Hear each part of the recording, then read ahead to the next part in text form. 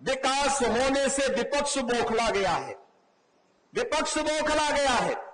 ये कांग्रेस हो या समाजवादी पार्टी या बहुजन समाज पार्टी, बहनों और भाइयों, ये वही लोग हैं जब इन्हें सत्ता में आने का अवसर प्राप्त हुआ था, इन्होंने गुंडागर्दी का पराकाष्ठा की थी, हर जिले में माफिया पाले थे, जनता के विकास के लिए आने वाले पैसे में ये लोग लूट खसोट करते थे, गरीबों के लिए मिलने वाली योजनाओं में ये लोग डकैती डालते थे, विकास के कार्यक्रमों के लिए कोई पैसा नहीं आने देते थे, और जब भी सत्ता में आते थे अपने परिवार के द्वारा लूट खसोट करवा करके अराजकता का एक नया तांडव करने का कार्य करते थे।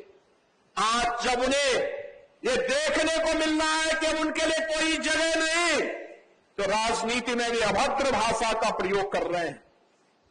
याद करिए, ये समाजवादी पार्टी या कांग्रेस का जो इंडी गठबंधन है, ये इंडी गठबंधन एंटी इंडिया गठबंधन है, एंटी इंडिया गठबंधन है। ये भारत विरोधी गठबंधन है। ये भारत की आन बान और शान के साथ खिलवाड़ करने वाला गठबंधन है। भारत को अराजकता की भट्टी में झोंकने वाला गठबंधन है। इनकी सहानुभूति 140 करोड़ भारतीयों के प्रति नहीं, इनके द्वारा भारत के संवैधानिक संस्थाओं को सम्मान नहीं दिया जाता है।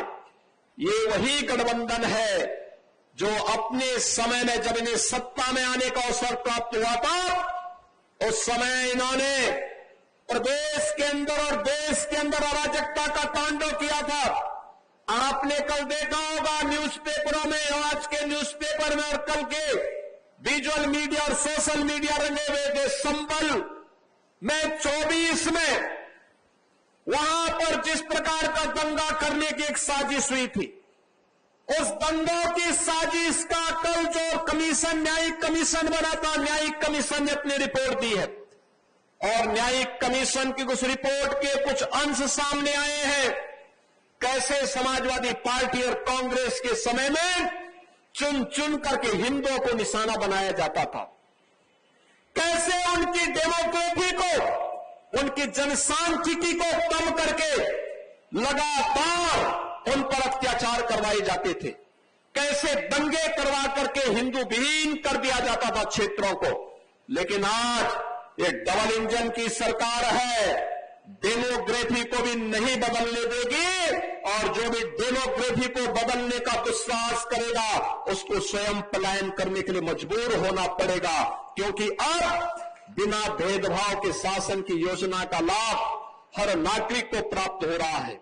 अब तुष्टीकरण नहीं, संतुष्टीकरण के माध्यम से सशक्तिकरण की तरफ हम लोग आगे बढ़ रहे हैं।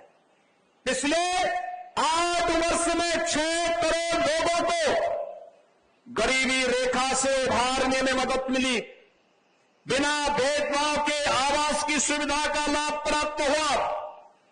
मुझे याद है, इसी जनपद में ग्राम्य विकास मंत्री के रूप में डॉक्टर महेंद्र सिंह जी जब काम करते थे, श्री मोती सिंह जी ने बाद में इस परंपरा को आगे बढ़ाया। सर्वाधिक प्रधानमंत्री आवास योजना का लाभ प्रतापगढ़ जनपद के गरीबों को प्राप्त हुआ था, बिना भेदभाव के प्राप्त हुआ था। मुझे याद है कि जब जल शक्ति मंत्री के रूप में कार्य करने का उन्हें अवसर प्राप्त हुआ था, तो जल शक्ति मंत्री के रूप में नहरों में पानी को हेड टू टेल तक पहुंचाने का काम हो, या हर घर नल की योजना को गांव-गांव तक पहुंचाने का कार्यक्रम, ये सफलतापूर्वक आगे बढ़ा। आज जब हर गरीब को पेयजल के लिए शुद्ध पानी उपलब्ध हो रहा है, हर खेत को पानी उपलब्ध किया जा रहा है, हर नौजवान के लिए रोजगार की सुविधा उपलब्ध करवाई जा रही है, हर गरीब को शासन की योजना में बिना भेदभाव के भागीदार बनाया जा रहा है, तो समाजवादी पार्टी और कांग्रेस को इससे सबसे ज्यादा पीड़ा हो रही है, क्योंकि इन्होंने अपने समय में कुछ नहीं किया, और इसीलिए अभद्र भाषा का प्रयोग करके राजनीतिक मर्यादा को इन्होंने तार-तार करने का काम किया है। इन लोगों को समझना चाहिए भारत के प्रधानमंत्री मोदी जी दुनिया के सबसे लोकप्रिय नेता हैं और प्रधानमंत्री मोदी जी के प्रति अब शब्दों का प्रयोग करने का मतलब सूरज पे थूकने जैसा है। ये थूक इनके ऊपर आ रहा है। जनता जनार्दन इनके कृत्यों पर कहीं न कहीं उसकी निंदा कर रही है, अपने को अपमानित महसूस कर रही है। 140 करोड़ भारतवासी अपने आप को अपमानित महसूस कर रहे हैं। आज के इस अवसर पर बहन और भाइयों, जब हम लोग प्रतापगढ़ में आए हैं, मैं प्रतापगढ़ वासियों से इसी बात को कहना चाहूंगा। यहां पर विकास की अनेक योजनाओं के बारे में प्रस्ताव प्राप्त हुए हैं। यहां पर स्टेडियम के निर्माण के लिए आज हॉकी के जादूगर मेजर ध्यानचंद जी की पावन जयंती भी है। याद करिए, प्रधानमंत्री मोदी जी के कारण ही मेजर ध्यानचंद जी के नाम पर देश का सबसे बड़ा खेल पुरस्कार घोषित हुआ, मेजर ध्यानचंद खेल रत्न पुरस्कार। और उत्तर प्रदेश सरकार मेजर ध्यानचंद जी के नाम पर मेरठ में एक खेल विश्वविद्यालय का निर्माण कर रही है। खेल विश्वविद्यालय, स्पोर्ट्स यूनिवर्सिटी। आपके लिए तो आसान होगा, एक्सप्रेसवे प्रतापगढ़ से होते हुए सीधे मेरठ तक पहुंचता है और मेरठ तक पहुंच करके मेरठ में आज के दिन, आज ही स्पोर्ट्स विश्वविद्यालय में जो एडमिशन हुए हैं उसमें पहला सत्र प्रारंभ हो रहा है। मेरठ के स्पोर्ट्स विश्वविद्यालय में पहले सत्र में एडमिशन लेने वाले उन सभी छात्रों को जो देश के अंदर प्रतिभाशाली खिलाड़ी बनने वाले हैं, उन सबको मैं बधाई देता हूं, अपनी शुभकामनाएं देता हूं। और प्रदेश सरकार का संकल्प है, जैसे हम लोगों ने हर जिले में एक मेडिकल कॉलेज खोला है, ऐसे ही हर कमिश्नरी में एक स्पोर्ट्स कॉलेज का भी निर्माण हम लोग करेंगे, खेल और खेलकूद की गतिविधियों को आगे बढ़ाने के लिए। ये देश के सामर्थ्य को प्रदर्शित करता है। मेजर ध्यानचंद हॉकी के जादूगर माने जाते हैं और मेजर ध्यानचंद भारत माता के ऐसे सपूत थे जिन्होंने 1928, 1932 और 1936 तीन ओलंपिक में भारत को गोल्ड मेडल उपलब्ध करवाने का काम कराया था। ओलंपिक में भारत को गोल्ड मेडल मिले, यह कार्य मेजर ध्यानचंद और उस समय के हॉकी की टीम ने किया था।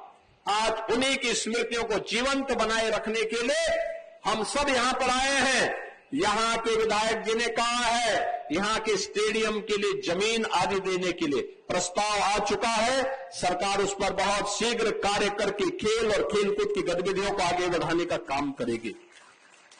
नगर पालिका परिषद प्रतापगढ़ में भारतीय जनता पार्टी का बोर्ड है और हमारी सरकार ने तय किया है हर जिला मुख्यालय की नगर पालिका परिषद को हम लोग स्मार्ट सिटी की तर्ज पर विकसित करने का काम करेंगे।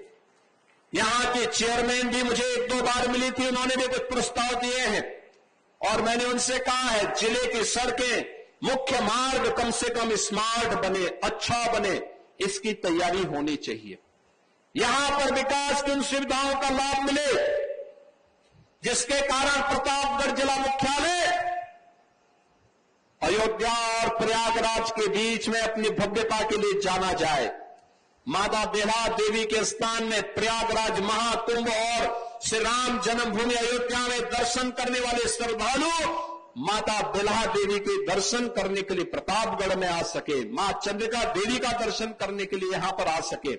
इस दृष्टि से यहां पर विकास की इस प्रक्रिया को हम आगे बढ़ाने का काम करेंगे। और आज इसीलिए 570 करोड़ रुपए की जिन 186 परियोजनाओं को हम लोगों ने आज यहां पर लोकार्पण और शिलान्यास किया है, इसमें 263 करोड़ रुपए की परियोजनाएं, इनका आज यहां लोकार्पण हुआ है और 306 करोड़ रुपए की परियोजनाओं का आज यहां पर शिलान्यास किया गया है, जिसमें माता बेल्हा देवी के सुंदरीकरण की इस योजना के साथ ही लोक निर्माण विभाग की 54 परियोजनाओं, जल जीवन मिशन की योजनाओं और पुलिस लाइन में ट्रांजिट हॉस्टल के निर्माण के कार्यक्रम को भी सफलतापूर्वक निर्माण करने के बाद यहां पर विभिन्न जो नगर पालिकाएं थी, नगर पंचायतें थी, उनके कार्यालयों का भवन का उद्घाटन,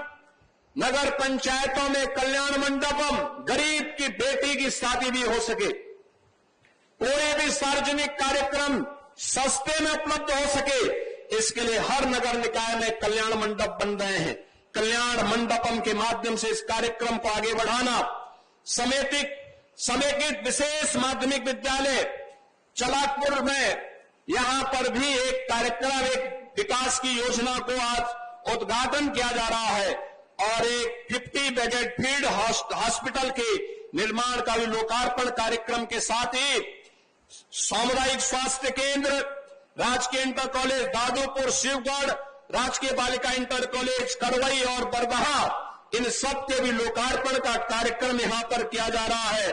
और इसके साथ ही विभिन्न थानों में पुलिस कार्मिकों के लिए जो अवस्थापना सुविधाओं का विकास हुआ है, उसका भी आज यहां पे लोकार्पण का कार्यक्रम, कस्तूरबा गांधी विद्यालय संग्रामगढ़ में हॉस्टल और कस्तूरबा गांधी विद्यालय संडवास चंद्रिका में एकेडमिक ब्लॉक के निर्माण के कार्यक्रम का भी यहां पर आज लोकार्पण का कार्यक्रम किया जा रहा है।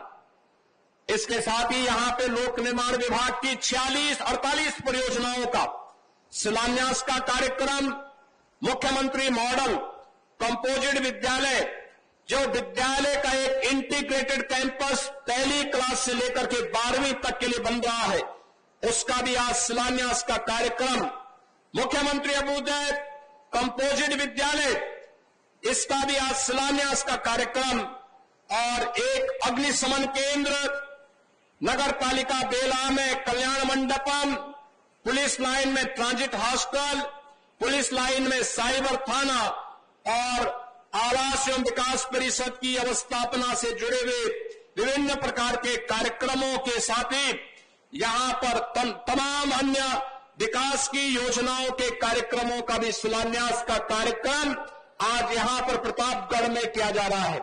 बहनों और भाइयों, हम इन विकास के कार्यक्रमों के माध्यम से विकसित भारत की इस संकल्पना के साथ जुड़े, जिसका संकल्प प्रधानमंत्री मोदी जी ने आजादी के अमृत महोत्सव वर्ष में हर भारतवासी को कराया था।